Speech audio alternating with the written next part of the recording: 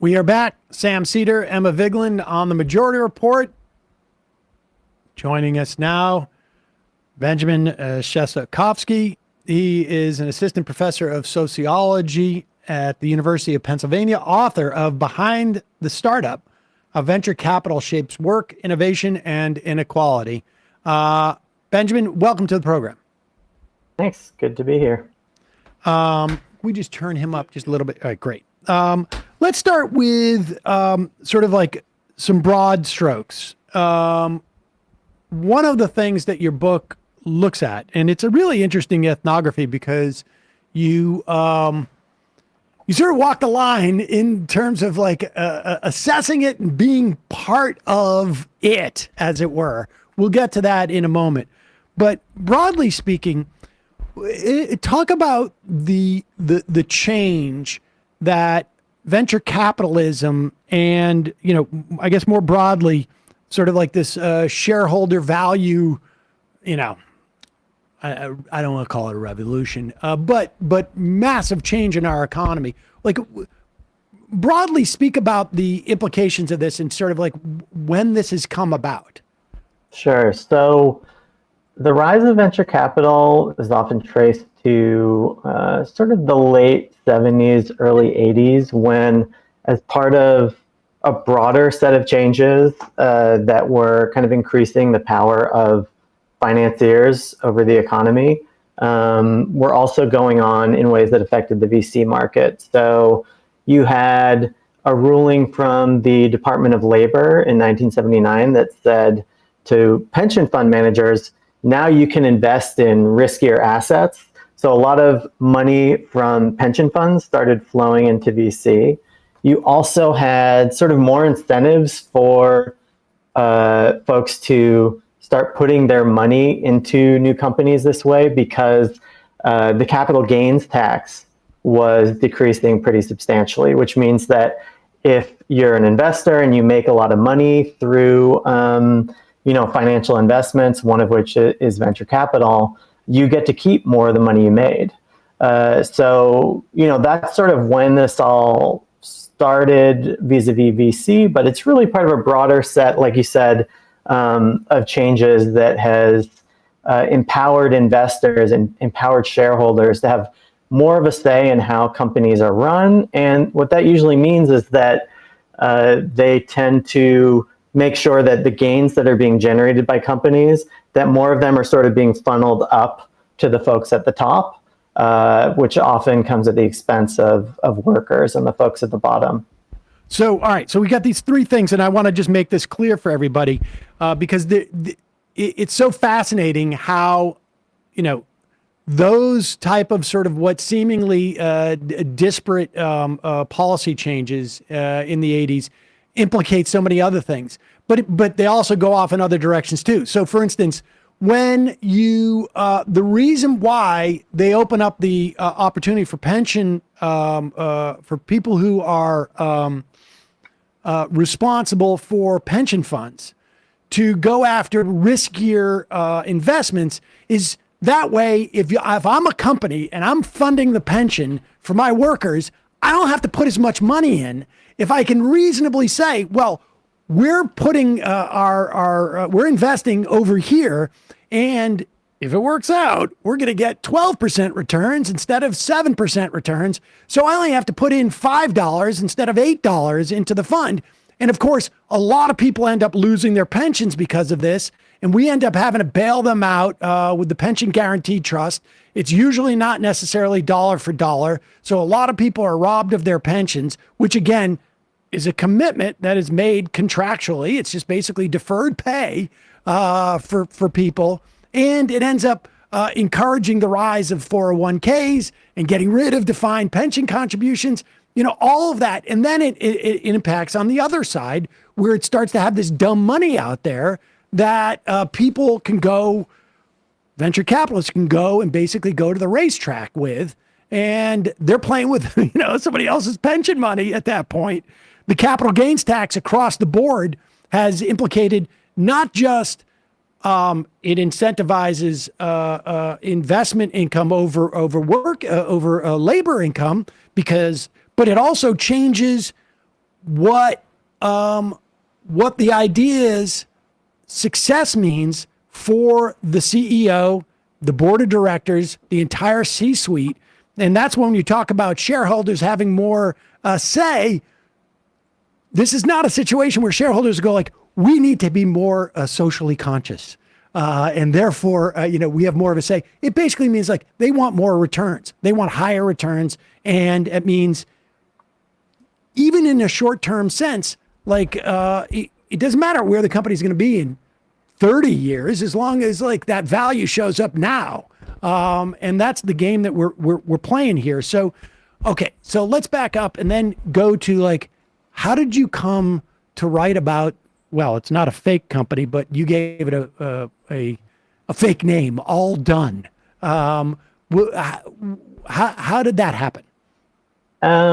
It started, I was a young grad student in the sociology department, and I got interested in this world just because I had sort of randomly gotten sucked into it myself before I became a sociologist. I had a friend who had started a company in New York back in the aughts, and he just came to me one day and he said, hey, I convinced this angel investor to give me, I don't know, like $500,000. I'm starting this thing. Will you come work for me? And I did. And, what became very clear was that he was a really good talker.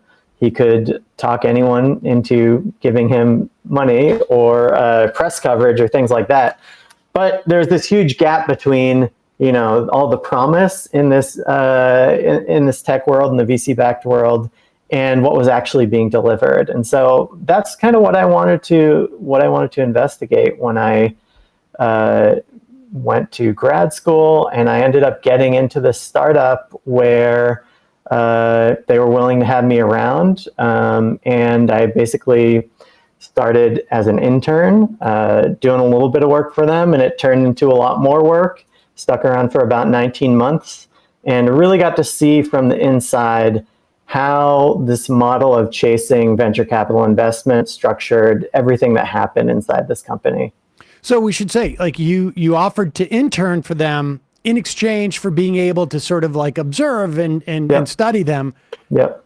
And then at one point too, though, you took a break from ostensibly studying them, but you're still obviously studying them to work for them full time, right? Yeah, I told them they offered for me to work full time if I were to kind of step away from being a full-time grad student. And I agreed to do that. We had the understanding that I would continue to gather data during that time. And so, so I spent a year working full-time, sort of ended up in middle management of this company, which is pretty rare for an ethnographer of work, but it happened. I find that sort of hilarious, but it's also a great way to pay for a grad school, I guess, too. Absolutely.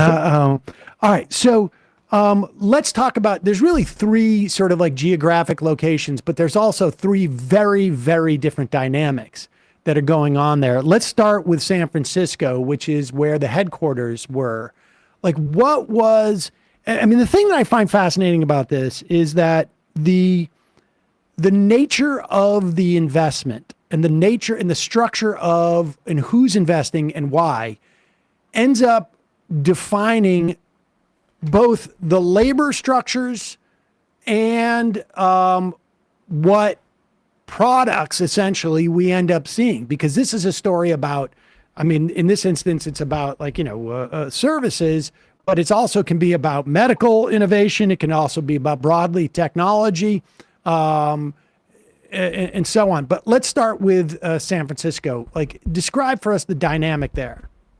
So, yeah, I think what's really important to remember is that if you are working in a VC tech company, a VC-backed firm, that your company it's an asset, right? It's an asset that's owned by people who have a specific investment strategy. And so they pour a ton of money into a bunch of different companies, a whole portfolio of companies, and they're expecting that maybe 1 in 10 is going to massively increase its value. And that's all it takes for them to make huge returns. So everyone who's inside these startups, especially sort of in the headquarters, like the one where I was situated, it's their job to just be constantly experimenting with their technology to see what can they do to push those numbers up. Because pushing the numbers up, whether it means like the number of users they have, the number of views they're getting, the amount of revenue they're taking in, obviously it depends on what their product is. But if they can show that they are kind of generating this massive hockey stick type growth, then that's what means that more capital is going to be flowing their way, because even more investors are going to want to get in, early enough that they can make a bunch of money on this fast growing company. And so everyone inside of the headquarters is sort of just really wrapped up in the excitement of constantly tweaking things, adjusting things, changing things, trying to figure out what can we do to this product to see if we can get our user numbers up. And when they manage to do that successfully, it's really exciting because these are folks who all hold stock options, right? So if the investors get really, really, really rich, they may get rich or, make a bunch of money. So even though, 9 out of 10 probably are not going to make it, there's sort of this fantasy that everyone's wrapped up in that, hey, this could be us, we could make it. And every little move they make that gets the numbers up is sort of a new source of excitement that kind of gets them pumped to keep moving and keep pushing forward. Can you distinguish, though, just for those of us who haven't necessarily been in the business, or like, how is that different from like starting another company? Because in some ways, this is like, my job is to go out and buy as many lottery tickets as I can, and one's going to pop, as opposed to like, I can only buy so many lottery tickets that my revenue can sustain. In other words, like, they're not necessarily looking to create a profitable business. They're looking to create something that looks like it might be a profitable business, right? And can you just explain that difference? Yeah, I mean, again, what's really crucial here is that the VC-backed startup is an asset that's owned by these investors who, again, have placed a bunch of bets, and they're hoping that, a small number of them will make it big. So you're in a situation where it's not, it's not like I got a bank loan and I'm using that to grow my company and I'm going to pay it back with interest. And I'm going to be just kind of going for the slow and incremental growth that's going to build a sustainable business that's going to allow me to pay back my bank loan with interest. The point is that there's some people kind of behind the curtain who gave you a bunch of money because they think that they can multiply that by 10, 20, 100, 1,000. And so, everything you're doing is not about creating a sustainable business. It's not about, that kind of incremental growth that a typical small business might be going for. It's about how can we pump the numbers up so that the next investor down the line wants to pay way more than the last investor. And all the people who were in at the beginning, regardless of whether this company is profitable, they are going to be able to cash out. And then eventually at the end, someone's going to be left holding the bag when there are no profits. There's sort of something called it's a Ponzi scheme on some level, right? I mean, isn't it? I mean, it depends. We never know really what the outcomes of some of these companies are going to be, right? Some of them do actually end up being immensely profitable. Right. But many of them, like if you track tech IPOs where, in a period where the last few years, the majority of IPOs are not for companies that are generating profits, operating revenues. But again, profits for the early investors just means that I sold my stake in the company for way more than I originally paid. So operating profit of the company, its ability to generate more revenue, more money in revenue than it spends, is just a totally different proposition from for the early investors, I put in this amount of money, then I sold my stake for way more because someone else down the line thought that, if I buy now, the value is going to keep going up and I'll be able to do the same thing. I'll be able to sell for way more than I originally bought. So there's a lot of like these companies that fail, but the Yes. original investors, these VC guys, still walk away with a ton of cash that they made, Exactly. despite the fact that they made a complete failure because it looked good enough at that time. So that because it looked like it was. This is, believe me, there's a ton of gold underneath this riverbed here. Okay, I'll pay you more for it than you paid me. I walk off and it turns out there's no gold there. But this is what the feeling is like in San Francisco. I don't know if it makes sense to travel to the Philippines or to Vegas in terms of like how different it is. But let's go to the Philippines, because what does this service that is in San Francisco, that is giving a service around the states, what do they go to the Philippines for? Yeah, so I think one of the things that tech companies like to do is convince us that AI is magic, and we just program a bunch of things, plug in a bunch of things, and it's all automated. The computers take care of everything. What's actually the case is that not only in the company I studied, but even some of the really big tech companies like Google and Facebook, there's actually just huge numbers of low-wage workers. Basically people go to wherever labor is cheapest. So, in my case, the Philippines, sometimes people are going to India, and they're hiring people to do the things either that AI can't do itself, or to train the AI to do what it eventually needs to do. So, in this case, like the company was a platform that matched buyers and sellers of local services in the U.S. So, like, if you want to hire a plumber or a tutor or a house cleaner, you could go here and get connected with people in their network who might do the job for you. So this company's main function is just to match people together, buyers and sellers. But this company, when I showed up, they only had 4 software engineers. And remember, they're just trying to get the numbers up as fast as they can. So it doesn't make sense for them to spend all their time like building beautiful algorithms to match people together. They just kind of offshore all that to the Philippines. And at one point, there's 100 workers who are just getting, every time a buyer comes to the site and says like, hey, I'm looking for someone to hire to do this job in this place, it goes to a worker in the Philippines who sort of has to look at a list of potential matches, use like kind of split-second human discretion, and make that match. So there's lots of work like this that's like highly routinized, very monotonous, but essential to making these kinds of AI and machine learning systems work. And that's the sort of thing that tech companies are going, across the oceans for.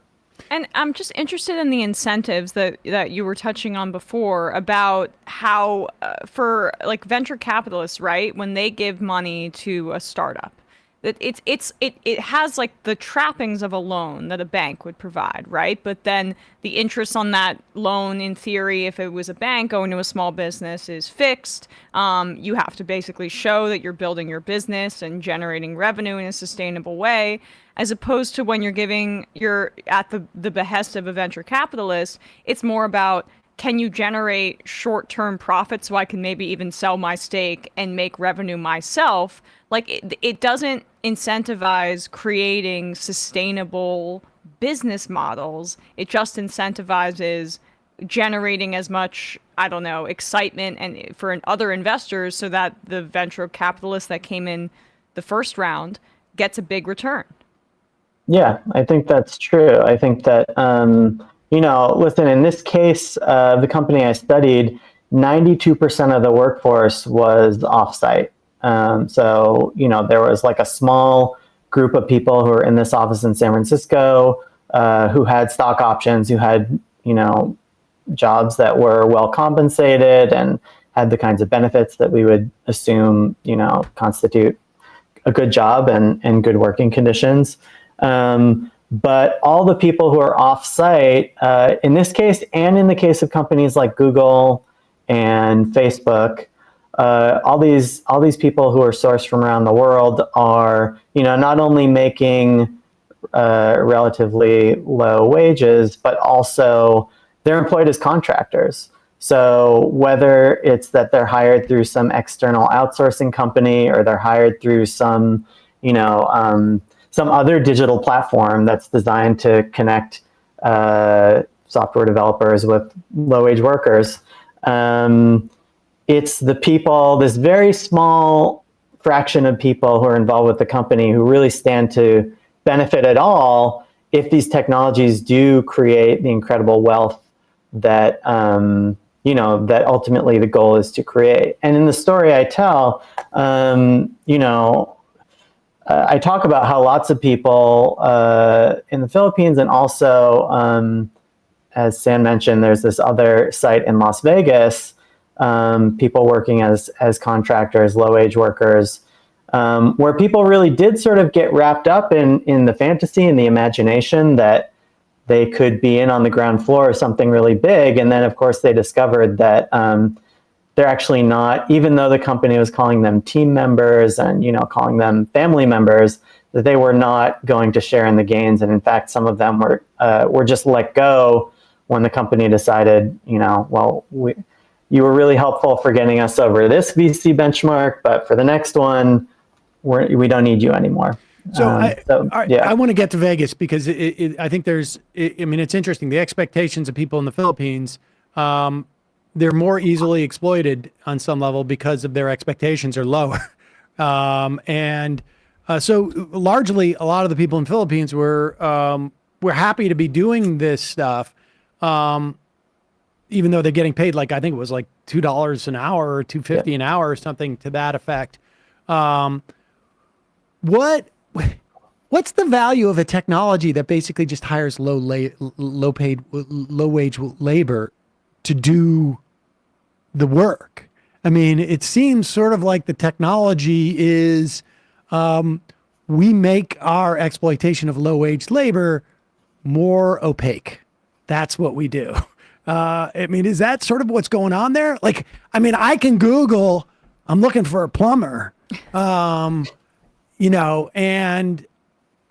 where's the technology part really in that dynamic? Yeah, I think that, a lot of these companies, they make big promises about what the technology is going to do and the state that the technology will be at eventually. For some of them, it never gets there. For some companies, they really find that as they grow, they actually just need more and more of this offshored labor. Like if you look at Facebook, they hire tens of thousands of people around the world to do content moderation, right? To screen out all the nasty stuff that people post online. And every year, Mark Zuckerberg says, like, we're this close to AI just automating all that stuff away. And of course, it never actually happens. It's just too complicated. It's too context dependent, being able to adjudicate all this stuff, what is bad, what is okay. And you really need human discretion there. There are some cases where... I should also add, in the case of Google and in Facebook, and I think that's probably also true of Twitter on some level, they don't want to hire as many people as they need to actually do this moderation properly, because that's going to cut into their sort of like their margins, and they need to show those margins because presumably that's what the margin's going to be like when they get the AI that is supposedly going to supplant these people. So that's sort of the constant game. I mean, you sort of see how like these guys are really sweating it out, even though they've got millions upon millions of dollars to go get, sort of like aromatherapy and massages, I guess, to sort of calm them down. But that's the dynamic there, right? Is like we're using, I think in some ways the way that we're using like sort of like a hamster wheel, but the hamster wheel is going to be supplanted by electronics. But for the time being, we have the hamster wheel, and the hamsters, all we got to do is give them a little bit of food, and they keep going. And If they poop out, they poop out. And then we just get another hamster. So let's talk about Vegas, because Vegas is sort of like, what's interesting is Vegas is that sort of like that Delta area, it seems to me. They're the ones who really absorb it because they actually are forward facing to the public. And when the guys in San Francisco say, and I do mean guys, we should talk about that a little bit, say, the hamster wheel, we've got a different hamster wheel that we're going to try. We're going to try different hamsters. It's the ones in Vegas who have to explain to the people who've been using the product what happened to the other system. Yeah, exactly. I mean, it's like these are frontline workers. They do phone support, and if you're a software engineer in the San Francisco office and you're constantly changing the product, trying to get this metric to go up and that metric to go up, you see the users of the product as these sort of abstract numbers going up and down on your screen. But if you are a frontline worker who does customer support, then you're actually kind of getting all of the real emotional responses of people who have come to rely on this product, yet now they're finding is continually changing, right? Whether that means that, my dashboard used to look like this and now it looks like that, and I don't know what I'm supposed to do, to, I noticed that you just changed the payment structure and you're asking me to pay 10 times as much for the same product that I was getting before, which, by the way, is because, after you get your first round of VC funding, the next round, it's much less about proof of concept and much more, can you make any money from this thing? So, it's the folks who are on the front lines who really take the brunt of all the anger and confusion and really even just feelings of betrayal. Again, this is not just the company I study. There's a very famous case. Part of what led to Travis Kalanick being kicked out of Uber, he had this series of scandals, one of which was an Uber driver actually picked him up in San Francisco, and he took some dash cam video of the interaction they had. And he basically said, I bought this car thinking that this was a good deal for me, and you changed all the rules, and you kept lowering the pay and lowering the pay and lowering the pay, and I'm bankrupt now because of you, And that's kind of a very rare case where one of the people who's at the top actually encounters the folks who are on the bottom, who really struggle with this VC model of, constant experimentation, constant change. And, the VCs are totally diversified. They have dozens of companies in their portfolio. They know most of them are going to fail. But, that Uber driver could not diversify his portfolio. He put all his money into investing in a new car to drive for Uber. And then the pay went way down and there was nothing he could do about it. So so let's talk about what these broad strike, I want to talk about the broad stroke implications of this, both in terms of what it does for labor relations, right? I mean, because as these corporations become more financial assets, that means that there is what used to be a bottom line for a lot of these corporations, or I should say, maybe not necessarily the bottom line, but certainly lines that were lower down that were closer to the end lane. Like, I need to have support in the community. I need to have workers that are happy. I need to invest in, new technologies so that down the road, the company still exists, et cetera, et cetera. I need to, I need to pay attention to more constituencies, I guess is really what it comes down to. Then I'm not working for my workers, if I'm a capitalist at that time, but it's a constituency I have to be more aware of than now. How is that it's impacted labor and communities and whatnot, and how has it impacted the products that we get? Yeah.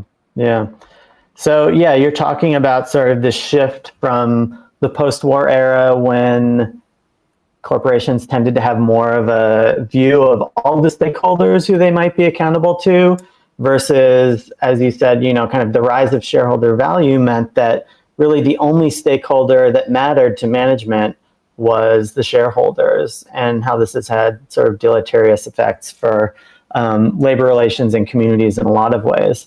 And I want to be clear too, that like the CEO, the board of directors, the C-suite, they're all shareholders. And in fact, absolutely, their compensation is more often than not, stock.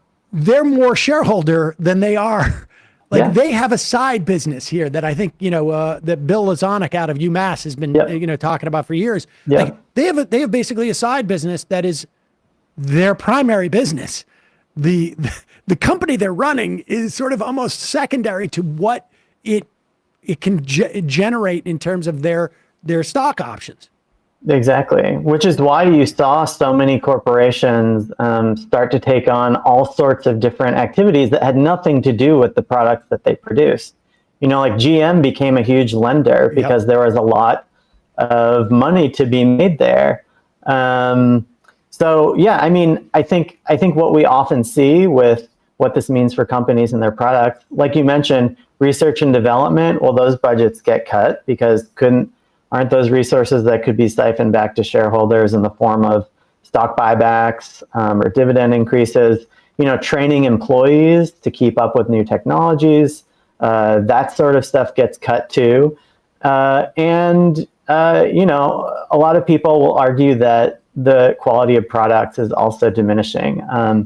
It's Cory Doctorow who coined this term enshittification to talk about really how a lot of especially these VC-backed companies, they've got a lot of money up front and they'll plow it into sort of hooking people into a product under one set of policies and one set of arrangements. And then once they get everyone hooked, once they sort of create this quasi-monopolistic position in the market where people don't really feel like they have a lot of other places to go because it's just too convenient, too easy, to stick with what they've done already, then we start to see this degradation of products and of services where these companies recognize that we've got people hooked. We don't really actually have to provide decent products anymore or products of the same quality anymore. We're on top, and there aren't a lot of sort of challengers who are able to unseat us. That's kind of the final stage, right? Like that, would you say that that's the Uberification of this. That's the end goal for all of these companies. But at the end of the day, we know that they've basically reached a saturation point, it seems to me, in terms of their inability to pay their workers, but also the shitty products that they're putting out there for the public. Yeah. And of course, with Uber, right, they still haven't really proven that they can even consistently make money and have a profitable product here. So, I mean, there's still a lot of people who have enough faith, maybe not in Uber, but faith that other people in the future will be willing to pay more for Uber stock than they did, that this stock is still trading. But there still isn't really a clear end game for a company like that, they have had to raise their prices a lot to please shareholders. But it's not clear, are they going to be able to get, keep enough drivers, keep enough customers? Maybe they can. Maybe everyone is so hooked at this point. But, these are open questions.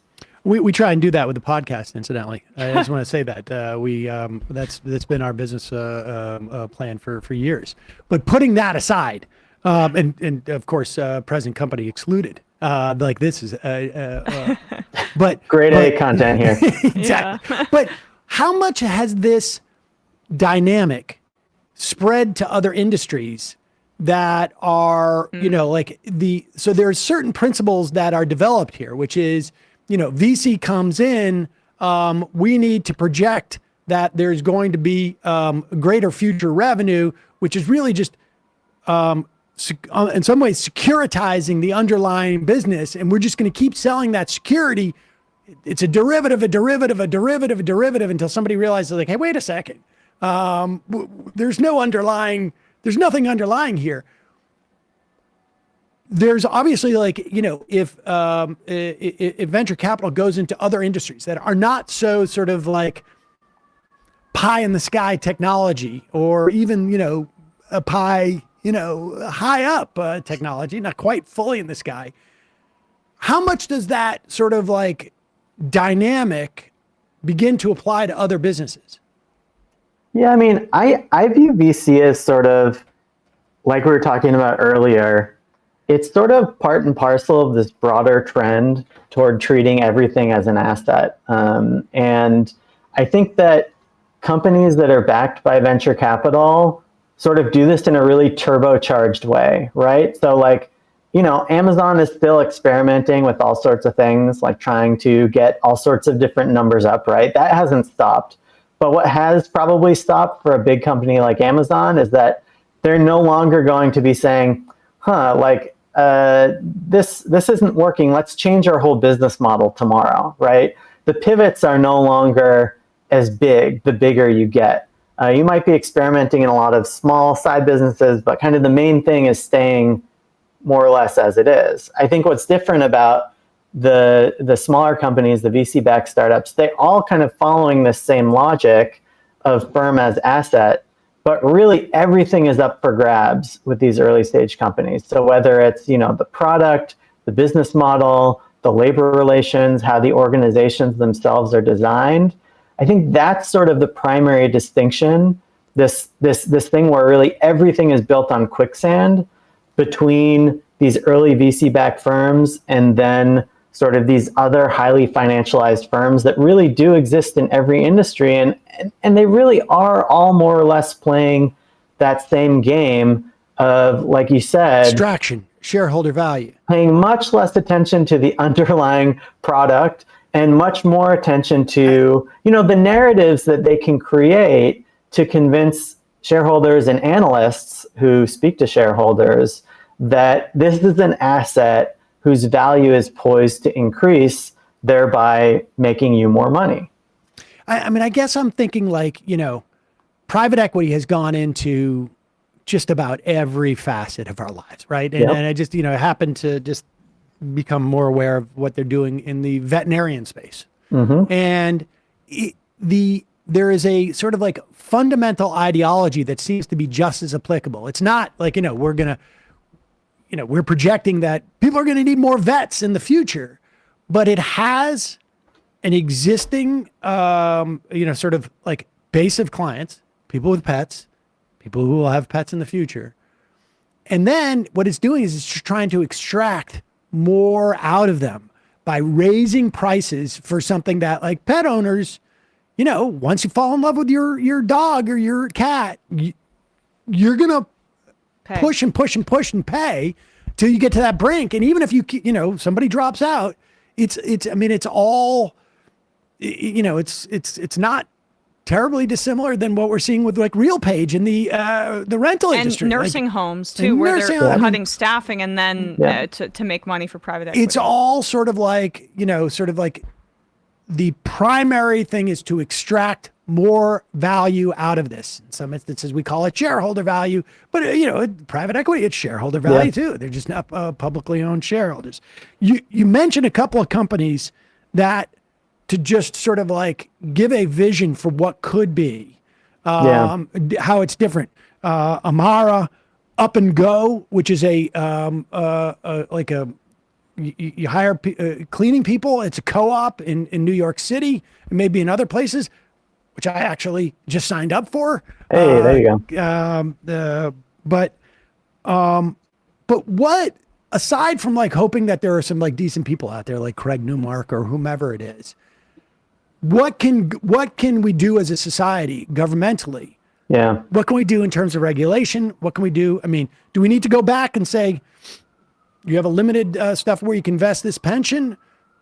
We've got to change the capital gains structure, or, either like narrow what constitutes capital gains, or up the taxation so that there's less incentive to, basically go to horse races with this, or what are the major policies that we can do to change this dynamic?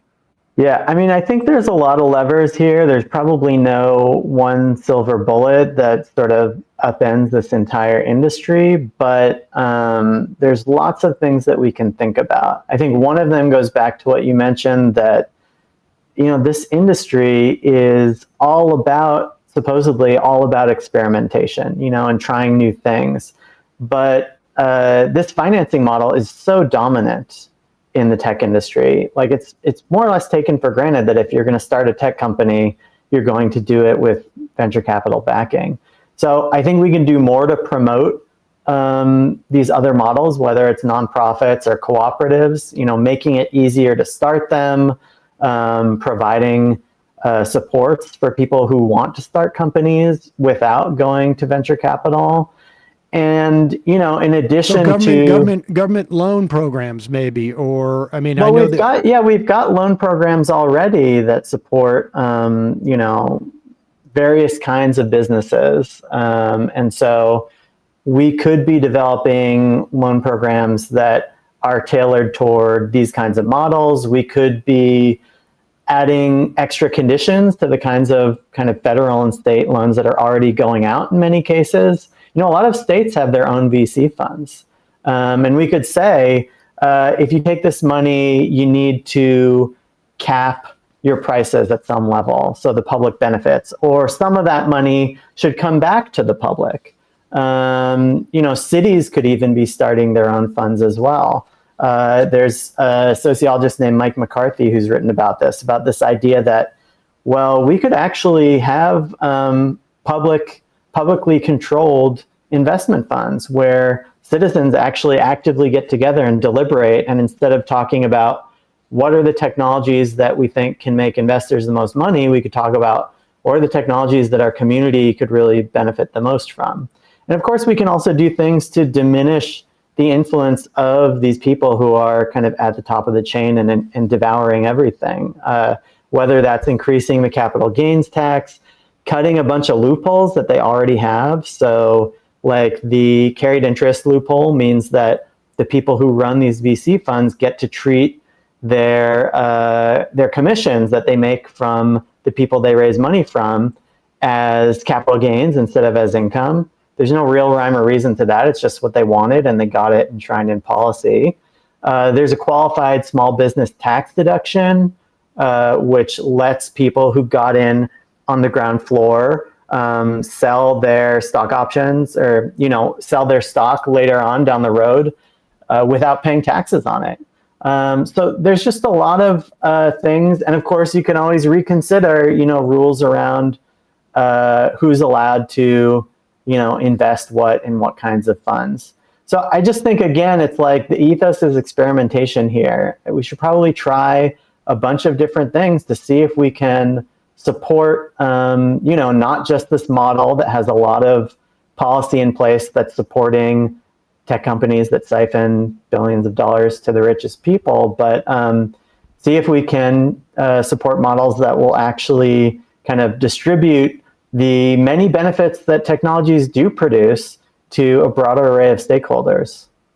Important to be able to see the distinction between those and to know what's happening with the current model.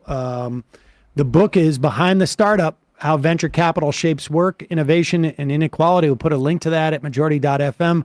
Ben Shestakofsky, thank you so much for your time today. Really appreciate it. Yeah, thanks for chatting. Hey, folks, don't forget to hit the subscribe button and check out our daily show. We do it every day at 12 p.m. Eastern for about 2.5 hours. We even take phone calls. You should check that out.